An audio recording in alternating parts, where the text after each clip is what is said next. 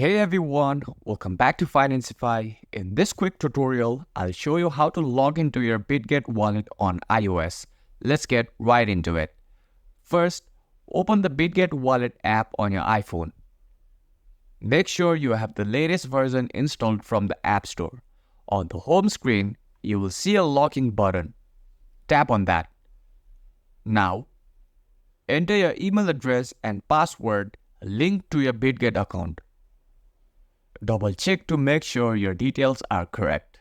If you have the Face ID or Touch ID enabled, Bitget Wallet might prompt you to use it for faster login. Simply scan your face or fingerprint if the option appears. After entering your details or scanning, tap Login to access your wallet. If you have two-factor authentication set up, enter the verification code sent to your email or phone. And that's it. You are now logged into your Bitget wallet on iOS. If this video helped, don't forget to like and subscribe to Financify for more tutorials. See you in the next video.